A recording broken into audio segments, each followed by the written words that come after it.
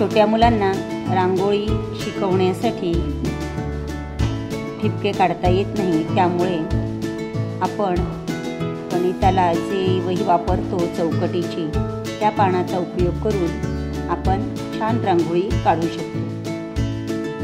आज आपल्याला रांगोळी शिकवणार आहे विरंग कार्तिक, इयत्ता दुसरी।